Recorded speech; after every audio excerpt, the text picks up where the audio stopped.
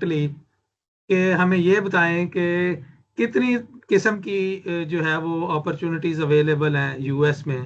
अच्छा, तो थोड़ा बताएं इसमें कितना वो स्कॉलरशिप इसमें कवर करते हैं, और इसमें क्या ट्रैवल कास्ट भी कवर्ड है, और इसमें विन करने की परसेंटेज कितनी वेरी कर सकती है, कि इसकी सारी एप्लीकेशन का थोड़ा हमें गाइड करें कि इसमें जीआरई का क्या किरदार है। क्या मास्टर के लिए जाना है तो आपने अंडर ग्रेड के आखिरी 2 सेमेस्टर में आपने इधर फोकस शिफ्ट कर देना है। ऐसे हैं जिन्होंने पाकिस्तान से अपनी एमएस कंप्लीट की है, एमफिल कंप्लीट की है, अच्छा, दोनों को क्या इक्वली ट्रीट किया जाता है, या उसका क्या सिनेरियो है कि उसको प्रेफरेंस मिलेगी? उन्होंने 750 स्कॉलरशिप देना है, तो उन्हें ठीक है। 850 पसंद आ गए हैं तो वो 850 ही दे देते हैं।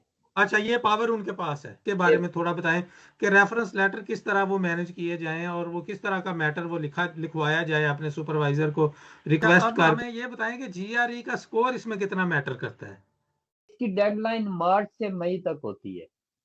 अच्छा, तो 90% लोगों के तो जीआरई देते हैं, तो 95% लोगों के 280 से स्कोर अबव भी आते हैं। अब नेक्स्ट थोड़ा सीवी के बारे में बताएं हमें।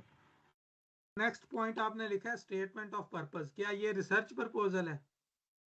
ये भी एक पॉइंट है कि हमारे अंडर ग्रेड जो है वो प्रोफेसर्स के साथ इन कांटेक्ट रहें और अपने आप को वॉलंटियर करें समर वेकेशंस में। यहाँ से आपने जनरल टेस्ट के लिए आपने रजिस्टर होना है। इसमें की जो बुक है वो है ये बैरन जीआरई। अच्छा, ये सबसे इसमें अथेंटिक से बुक है। अच्छा, ये तो फिर जबरदस्त है। मेरे नंबर आए थे 330। अब आप इसमें जरा जाएं इसके फाइनल सेशन की तरफ। अब जीआरई जनरल हो गया, हमने जी बात हाँ, कर ली।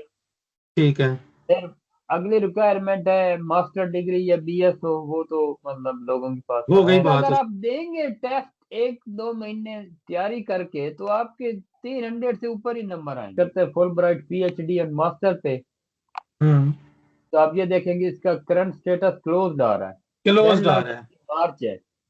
तो ये अगले मार्च के लिए आप अभी से इसको तैयारी शुरू कर दें।